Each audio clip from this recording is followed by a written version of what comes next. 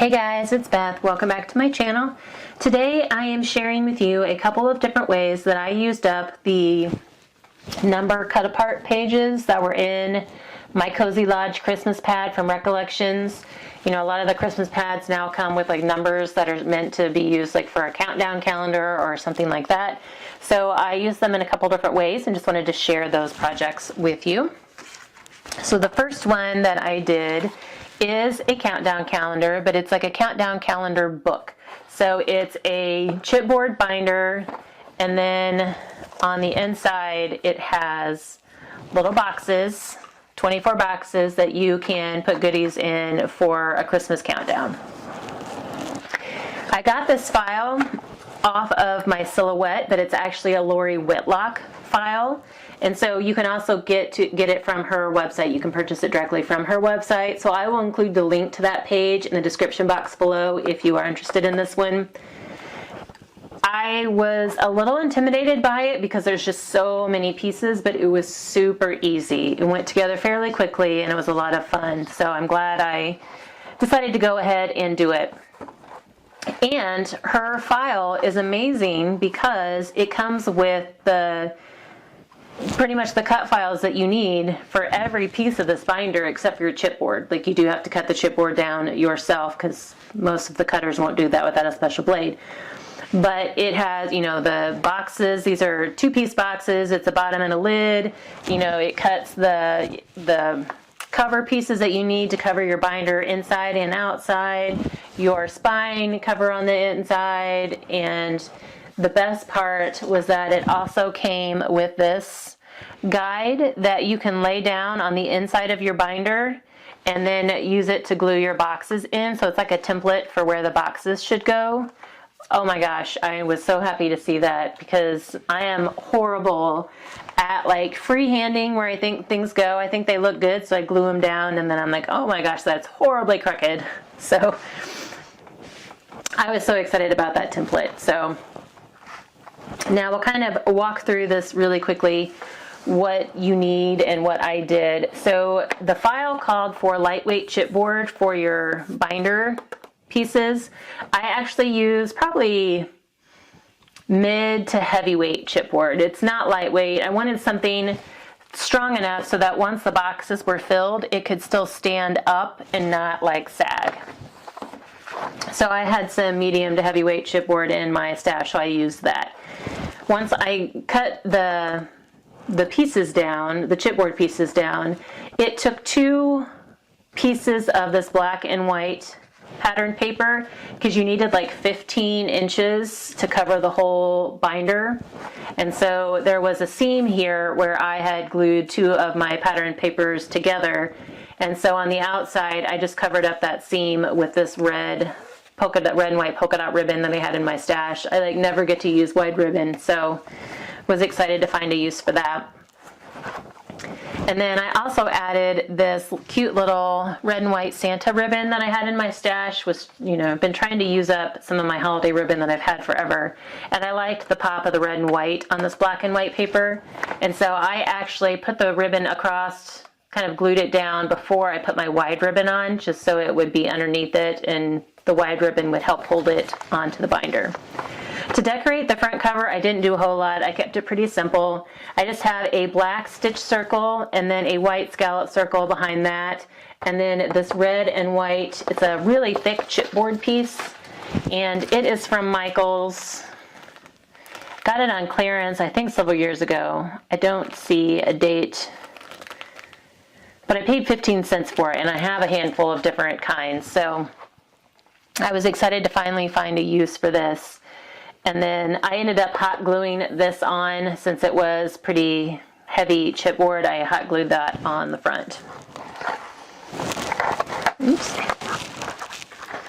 So then on the inside, I have like a red pattern paper underneath my boxes. I kind of picked a paper that I didn't care if you didn't see it, like something that was a little more solid, that didn't have like a really bold, noticeable pattern, because I wanted it to kind of disappear behind my boxes. And then here for my spine on the inside, I just used a scrap of white paper, and I made sure I needed something that would cover up my ribbon. that folded over. And like I said, you can use her cut file to cut all those individual pieces down for you. I simply just used her dimensions and cut it down. I just used the file to cut out the box pieces and this super awesome template. And the boxes are in two pieces. There's a bottom and a lid. So I don't know how well you can see this. I used a brown wood grain pattern for all of the bottoms of my boxes because I wanted those to be consistent. But then for the lids, I used 3 different patterns just so I could kind of mix them up a little bit. And this used a pretty good amount of paper. It took, you know, the better part of 2 12 by 12 sheets to do the cover on the outside, at least most of 1 sheet of the red to cover the sides of the inside of the binder. This spine part was a scrap.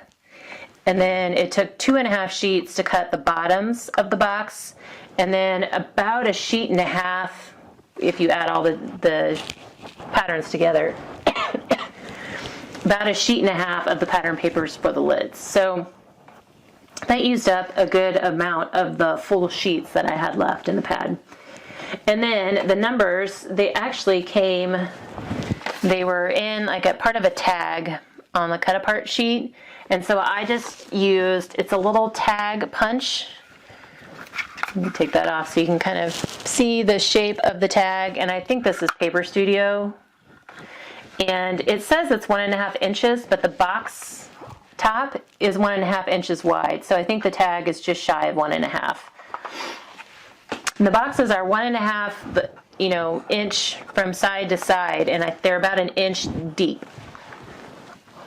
And then once I punched my tags, I just kind of decorated them with some of the scraps that I had left of cardstock or of pattern paper, and just tried to use some kind of varied, using some strips or some circles or little star punches to add some interest. So, like I said, I was pretty intimidated. Just for some reason, I get intimidated both with projects and recipes when there's a lot of supplies or ingredients that are needed.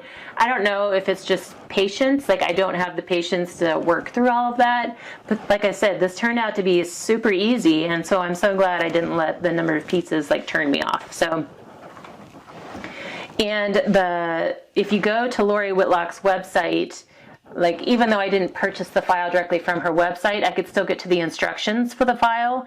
And so they kind of give you another example and kind of walk you through how to put it together if you need any help.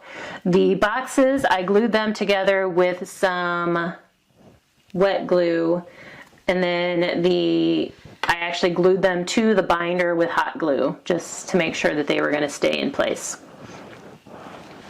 And then as far as what you can fit in the boxes, I was kind of worried that the boxes were going to be too small to really fit much.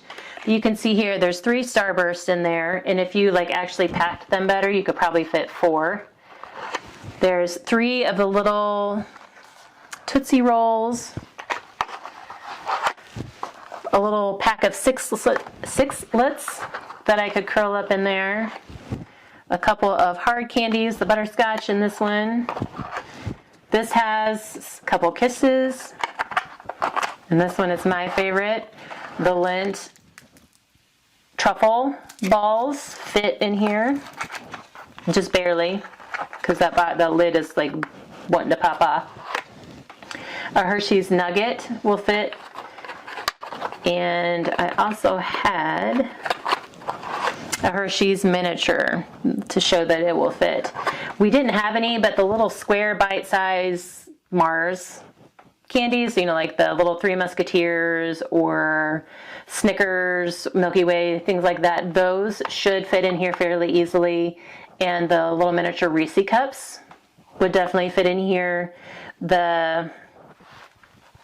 I don't know that like the Hershey's bells would fit in here. I think those might be a little too wide at the bell end.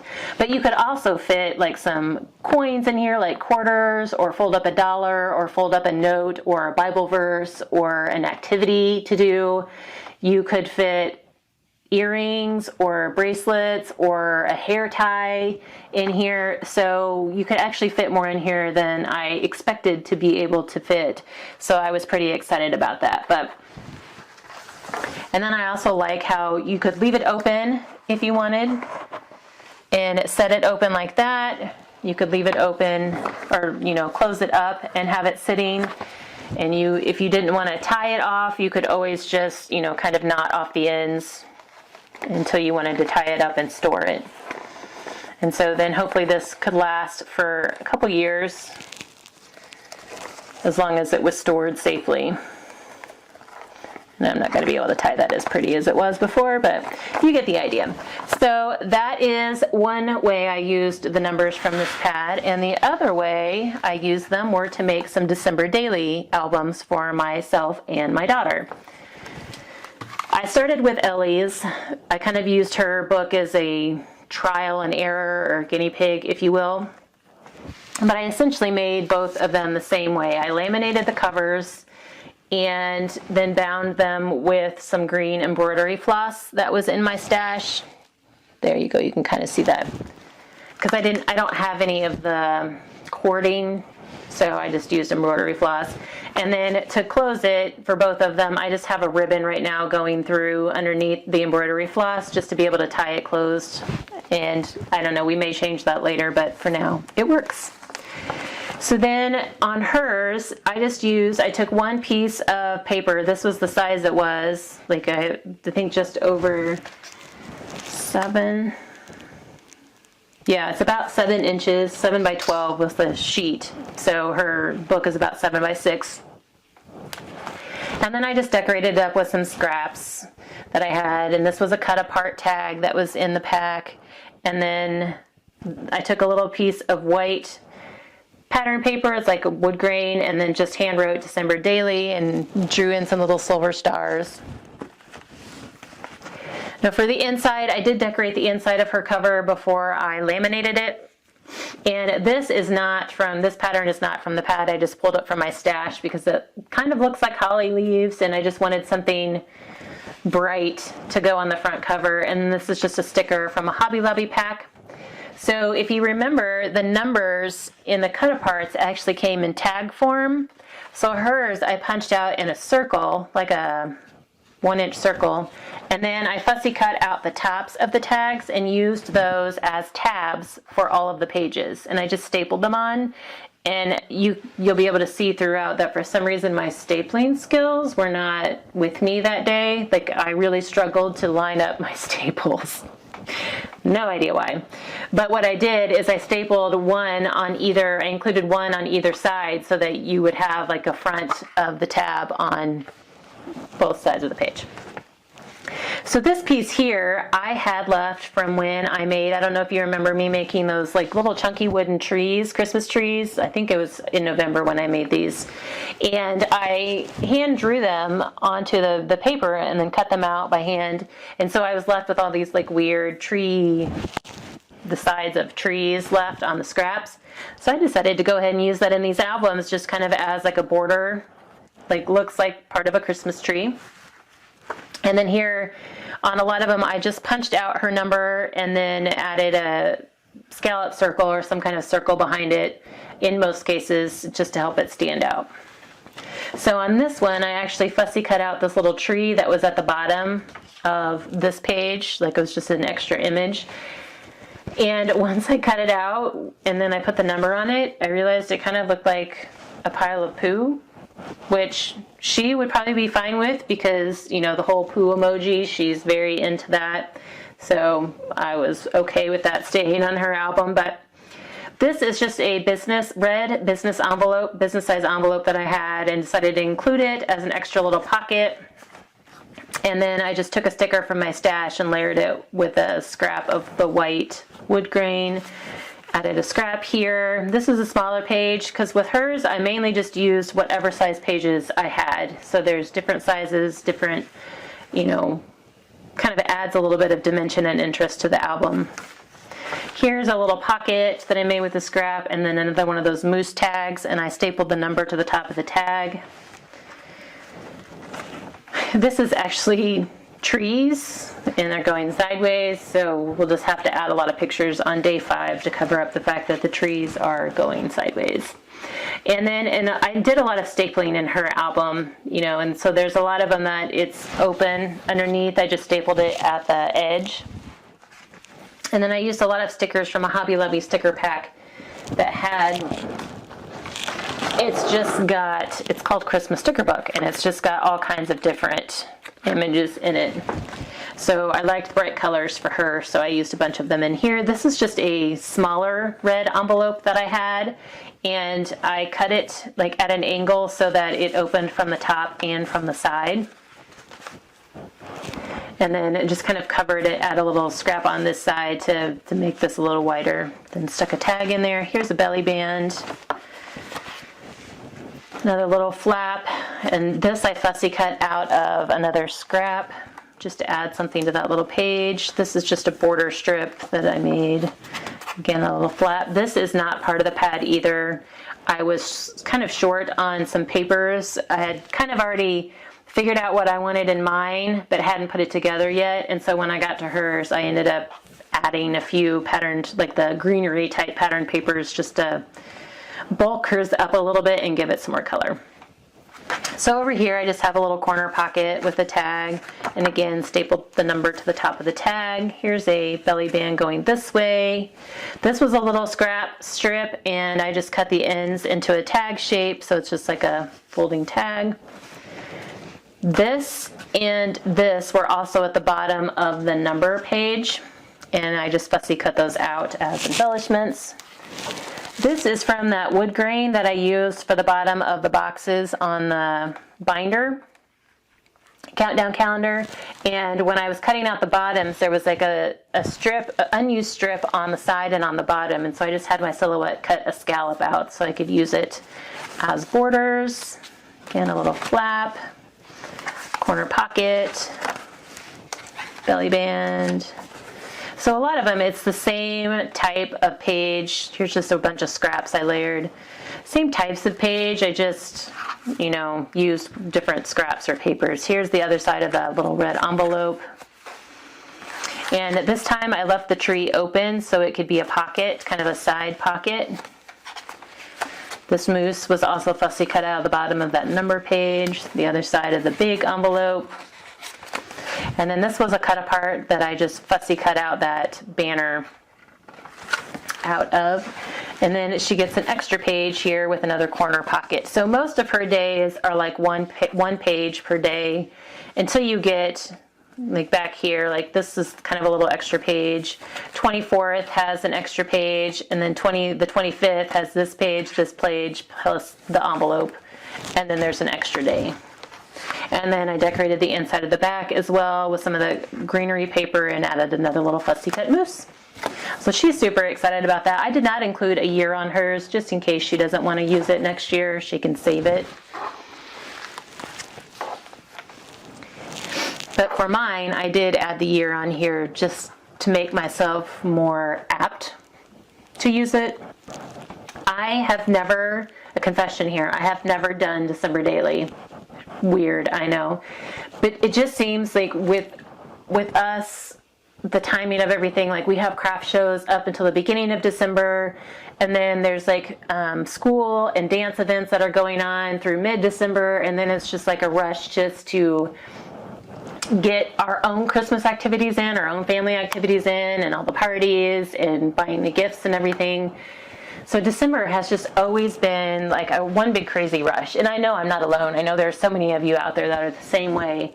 And so I've never taken the time to do one, or I've always told myself I didn't have the time. So this year was particularly rough for some reason. And so I decided when I got to this point, I'm like, I am going to do a December Daily for me next year so that I can, maybe it will make me slow down and focus a little more on what we're doing instead of just rushing through it so that we can get to the next thing that we have to do. I mean, silly as it is, normally they say that people put more focus on, taking pictures than they are the actual event. Well, this time it's a good thing, because instead of just rushing through the event to get through it, I can, know that I have to take a picture of it so that I can document it for my December daily. And then it'll also force me to journal a little bit about it and about my day and maybe what I was thankful for or what I enjoyed. So I'm hoping this will help put a little more, I don't want to say joy, because it's not like December wasn't joyful. It was still joyful, but I'm hoping maybe peace.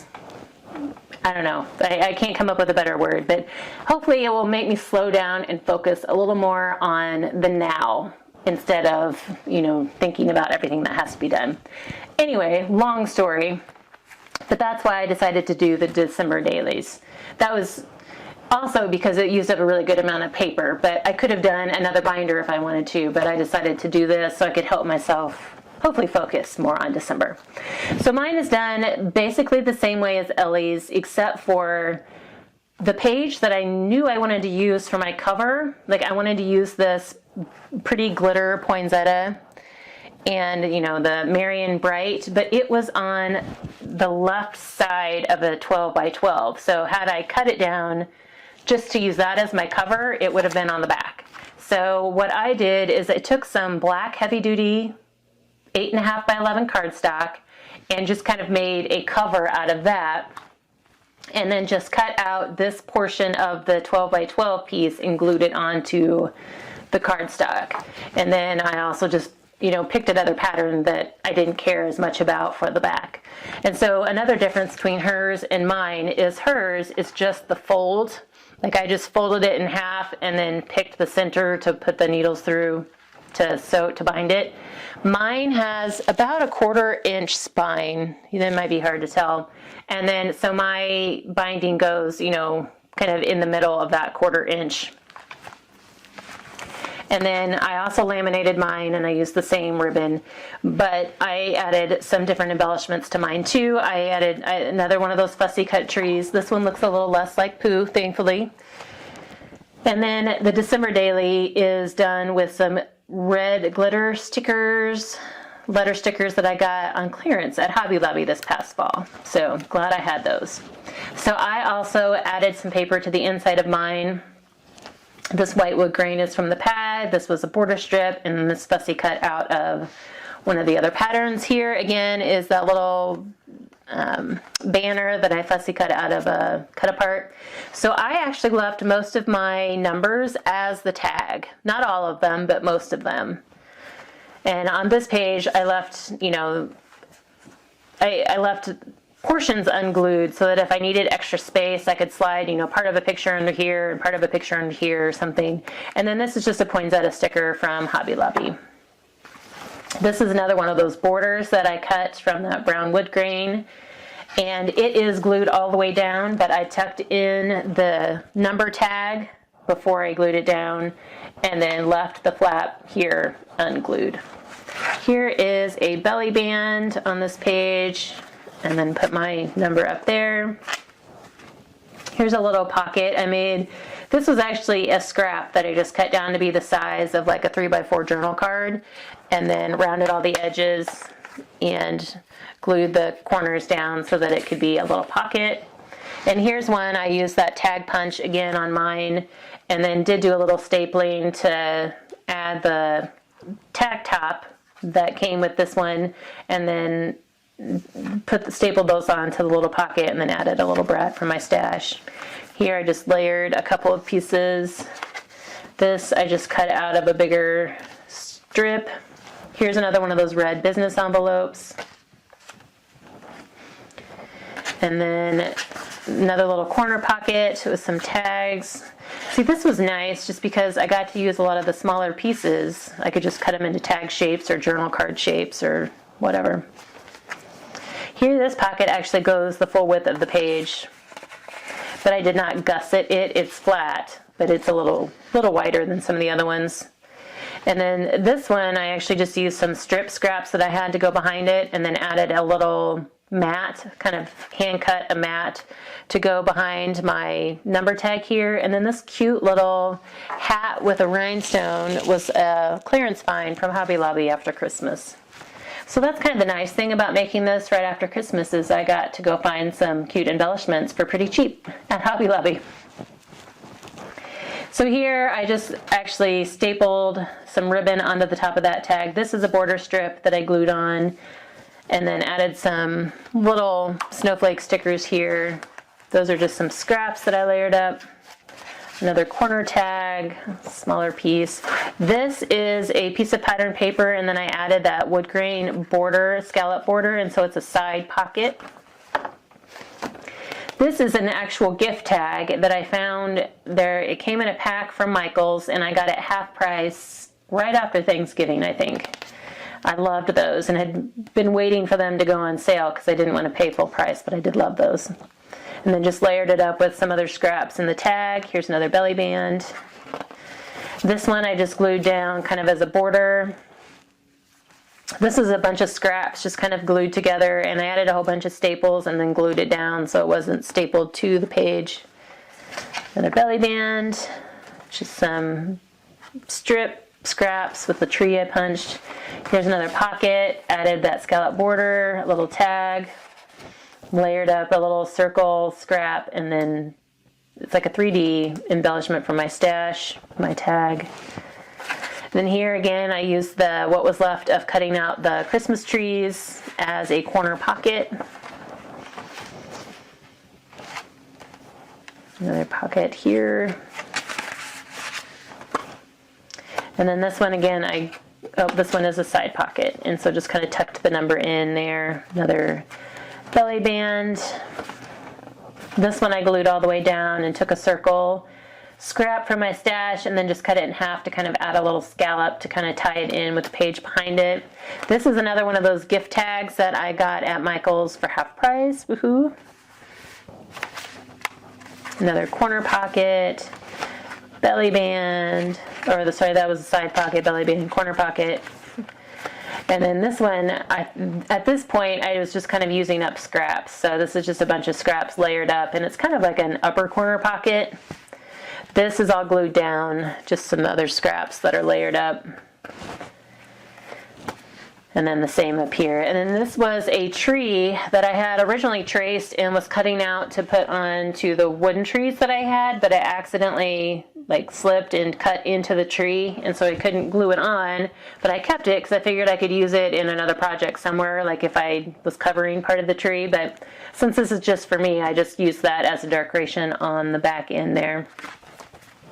So again, in my album, most days are like one page, except for some dates that I knew I might want some additional pages, and then obviously like the 24th and the 25th, and then I also have an extra page. So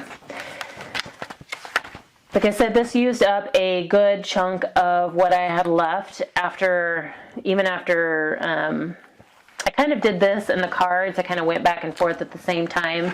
So whatever scraps I had left, after decorating the insides of the cards, will just kind of come in here in one of our albums, or I'll maybe keep them together with a little baggie of those scraps, so that once we put our pictures in, we can always add some little layered pieces behind them just to decorate it up some more. But this was a lot of fun. I did a journal this summer.